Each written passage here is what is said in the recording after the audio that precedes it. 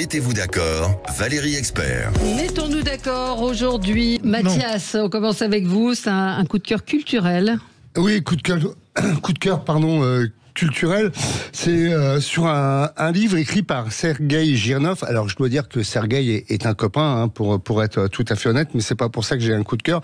Le livre s'appelle L'ombre des légendes, et c'est un livre en fait qui raconte des histoires d'espions, qui sont des histoires d'espions vrais, qui partent de grosso modo l'après-guerre et qui remontent jusqu'à l'actualité, puisqu'il y a notamment un chapitre sur les pagers du Mossad, qui est très intéressant et qui éclaire cette incroyable histoire d'une façon un peu nouvelle, enfin en tout cas qui en donne les détails, en passant par le Rainbow Warrior. C'est des histoires qui sont connues mais qui sont racontées par un espion, puisque Sergueï Girnov est un ancien commandant du KGB et qu'il connaît de l'intérieur ces choses assez parfaitement et qu'il peut les décrypter.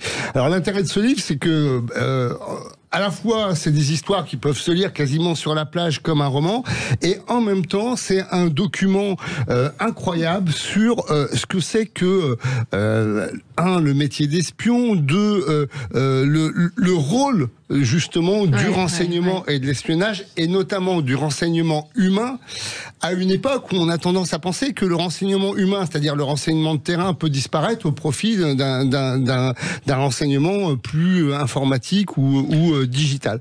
Je trouve que ce livre est incroyable, se lit vraiment bien, et que c'est un livre, encore une fois, aussi plaisant qu'instructif. Et ce petit coup de cœur, je voudrais qu'il se finisse en petit coup de gueule, puisque Sergueï Girnov, qui est réfugié politique depuis 24 ans en France, a aujourd'hui un petit souci.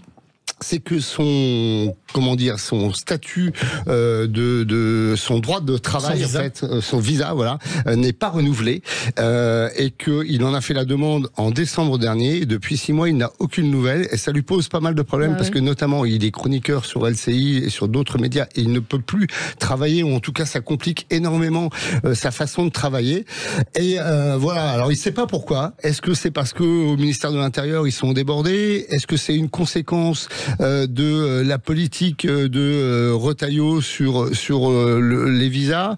Est-ce qu'ils se sont aperçus que Girnov était un espion toujours actif, je le dis avec ironie, bien sûr, et que du coup on lui suspend son visa? Voilà, je voulais juste signaler ça, et j'espère que sa situation s'arrangera rapidement, et en tout cas que son livre sera lu par un bon nombre de gens, parce que c'est vraiment un livre, un très bon bouquin. Les éditions les éditions Istia et compagnie, le très joli titre, L'ombre des légendes. Vraiment, je vous le recommande, parce que son visage, son nom, vous ne dites pas vous parlez peut-être pas, mais son visage, Girnov, il intervient très souvent dans Touche pas à mon poste. Oui, mais il est surtout sur LCI. Sur LCI, Et c'est un bouquin très bien écrit. Franchement, ça se dévore. Il y a des histoires incroyables, quoi. Bon, alors il revient sur notamment Edward Snowden. Il y a une histoire incroyable d'un espion qui s'appelle Richard Zorgé, qui est démente. C'est que des histoires folles. C'est très compliqué. Et Sergueï est réfugié politique, notamment. Donc on lance un appel à l'excellent Jean-Noël Barrot. Pour que Sergueï puisse retrouver un visa et un droit de travail, et qui continue à éclairer de ses analyses sur la Russie notamment. Et on va lire ce livre, L'ombre des légendes de Sergueï Girnov, c'est chez Istia et compagnie.